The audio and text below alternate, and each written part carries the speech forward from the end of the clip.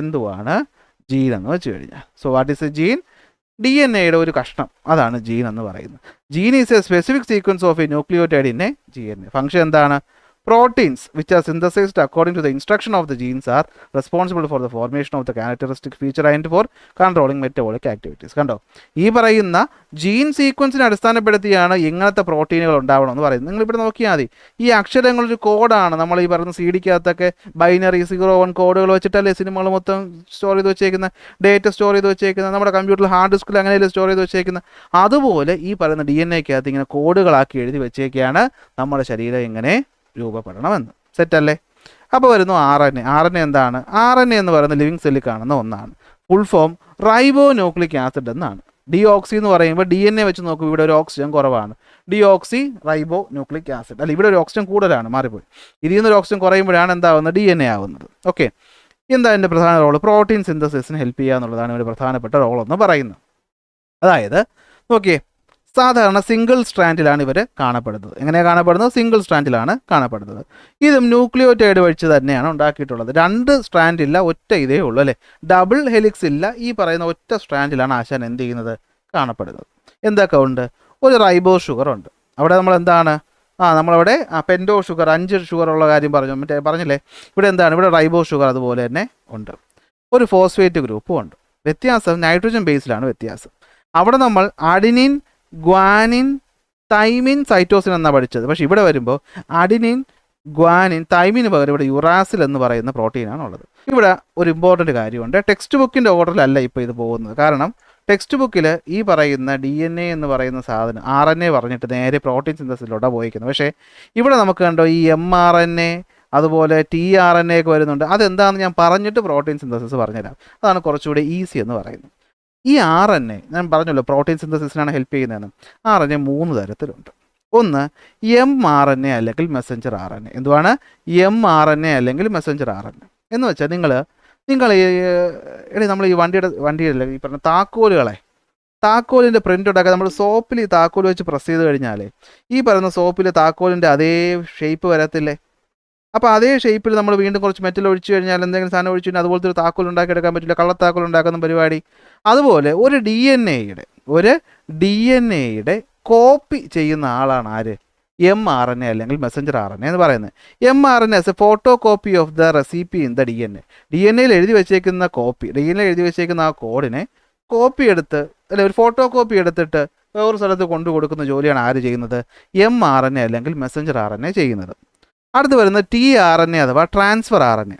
tRNA-യുടെ ജോലി എന്താണെന്ന് വെച്ച് കഴിഞ്ഞാൽ bring amino acid to the ribosome to make protein. ഞാൻ പറഞ്ഞല്ലോ, ഈ പറയുന്ന ന്യൂക്ലിയസ് എന്ന് പറയുന്ന സാധനമുണ്ട്.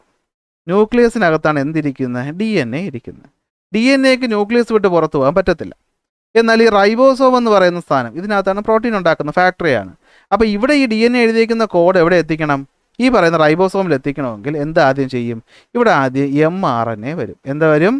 mRNA വന്നിട്ട് ഇതിനകത്ത് എഴുതിയിരിക്കുന്ന സീക്വൻസ് കോപ്പി ചെയ്തിട്ട് ന്യൂക്ലിയസിൽ നിന്ന് ചാടി അവൻ എവിടെ എത്തും? നേരെ റൈബോസോമിൽ എത്തിയിട്ട് കോഡ് പറഞ്ഞു കൊടുക്കും. അപ്പോൾ ഈ പറയുന്ന റൈബോസോമിനകത്ത് ആരുണ്ട്?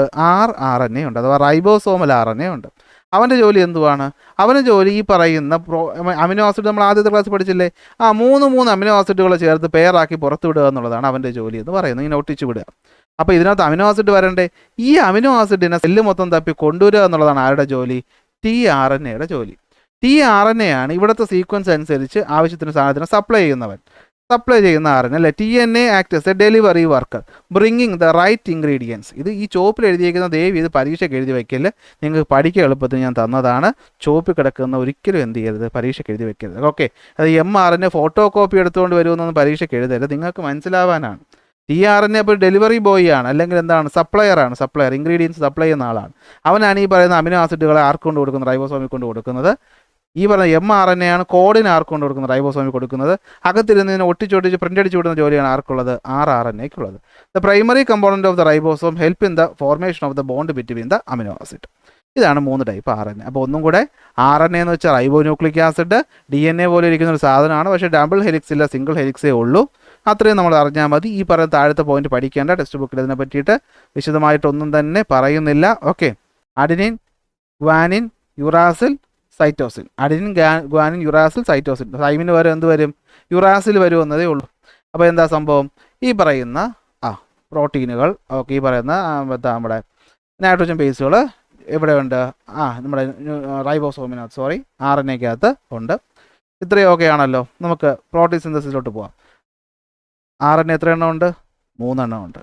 ഒരുത്തൻ മെസ്സേജ് കോപ്പി ചെയ്യുന്നവൻ, മറ്റൊരുത്തൻ ഇവിടെ ഇതിനകത്തിരുന്ന് സാധനങ്ങൾ ഒട്ടിച്ചു വിടുന്നവൻ, മറ്റൊരുത്തൻ കൊണ്ടുവരുന്നവൻ.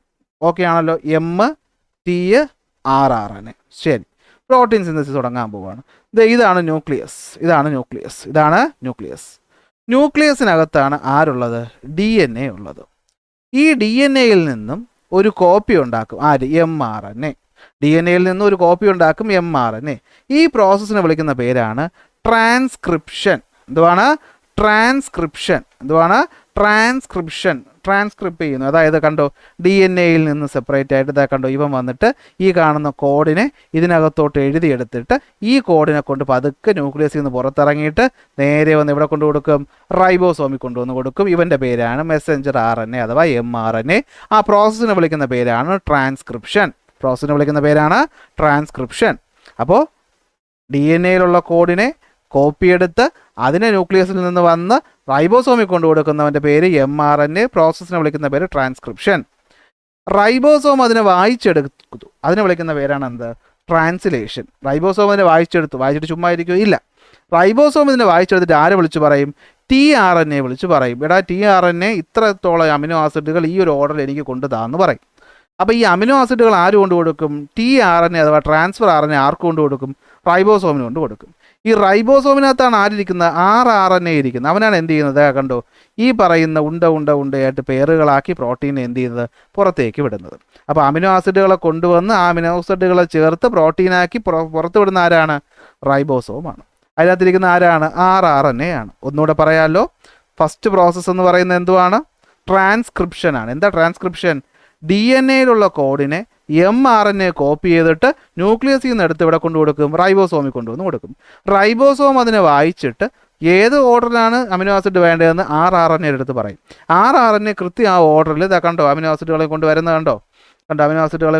കണ്ടോ, കൊണ്ടുവന്ന് ഇവിടെ ഒന്ന് കൊടുത്തിട്ട് എന്ത് ചെയ്യും? അവൻ അങ്ങോട്ട് പോകും. കേട്ടോ, ആരോ മാർക്ക് കണ്ടോ പോകുന്ന വഴി. അങ്ങനെ ഇതിനകത്ത് വെച്ച് ഈ പറഞ്ഞ സംഭവത്തിൽ ഒട്ടിച്ച് സെറ്റാക്കൽ ആരുടെ ജോലിയാണ്?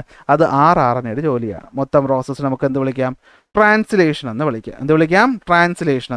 വിളിക്കാം. അപ്പോൾ 2 പരിപാടികളാണ് ഉള്ളത് അല്ലേ? പ്രോട്ടീൻ സിന്തസിസ് എന്ന് വെച്ചാൽ എന്താണ്? സെല്ല് പ്രോട്ടീൻ ഉണ്ടാക്കുന്നതാണ്. ഇത് നടക്കുന്ന 2 പ്രോസസ്സിലൂടെയാണ് ട്രാൻസ്ക്രിപ്ഷനും ട്രാൻസ്ലേഷനും. അത് ട്രാൻസ്ക്രിപ്ഷൻ എവിടെ നടക്കുന്നു? ന്യൂക്ലിയസിൽ നടക്കുന്നു. എന്താ പരിപാടി? The DNA carries the genetic code. The mRNA is formed from a specific nucleotide sequence or gene in DNA. ഈ പറയുന്ന ഒരു ജീനിനകത്തുള്ള സാധനങ്ങൾ, ജീനെന്ന് വെച്ചാൽ അറിയാലോ, DNA-യുടെ ഒരു കഷ്ണം, അതിൽ നിന്ന് കോഡ് കറക്റ്റായിട്ട് ആര് കോപ്പി ചെയ്യും? mRNA കോപ്പി ചെയ്യും. The mRNA is made using the DNA template എന്ന് വെച്ചാൽ എന്താണ്? ഇതനുസരിച്ച് DNA അനുസരിച്ച് കോപ്പിയാണ് ആർക്കുണ്ടാകുന്നത്? mRNA ഉണ്ടാക്കുന്നത്. This mRNA carries the genetic message from the nucleus to the cytoplasm. ഈ പറയുന്ന ന്യൂക്ലിയസിൽ നിന്ന് സൈറ്റോപ്ലാസം എന്ന് വെച്ചാൽ വേറെ ഒന്നുമില്ല, ഈ കാണുന്ന ഭാഗത്തിനാണ്, ഇതിനാണ് സൈറ്റോപ്ലാസം എന്ന് വിളിക്കുന്നത്, സെല്ലിനകത്ത് കിടക്കുന്ന ഭാഗം. അതിനകത്തുള്ള റൈബോസോമിലേക്ക് എന്ത് ചെയ്യും? ഇവനെ കൊണ്ടുവന്ന് കൊടുക്കും. ട്രാൻസ്ക്രിപ്ഷൻ. കണ്ടോ, mRNA formed from a specific nucleotide sequence in the DNA with the help of various enzymes. The mRNA contains the message for the protein synthesis. രണ്ടാമത്തെ പ്രോസസ് ട്രാൻസ്ലേഷൻ. എന്താണ് ട്രാൻസ്ലേഷൻ എന്ന് വെച്ചാൽ? രണ്ടാമത്തെ പ്രോസസ് പറയുന്നത് നോക്കിയേ. The mRNA reaches the ribosome. ഇതാണ് പഠിക്കാൻ കുറച്ചുകൂടി എളുപ്പം. mRNA എവിടെ എത്തും? റൈബോസോമിലെത്തും. The ribosome read the mRNA in the group of 3 bases called codons. ഈ കോഡോൺസ് പഠിച്ചില്ലെങ്കിലും കുഴപ്പമില്ല. ഇതെന്ത് ചെയ്യും? 3 കോഡുകൾ വെച്ചാണ് വായിക്കുന്നത്. അതാണ് നടക്കുന്ന പ്രോസസ്സ്. ട്രാൻസ്ഫർ RNA എന്ത് ചെയ്യും?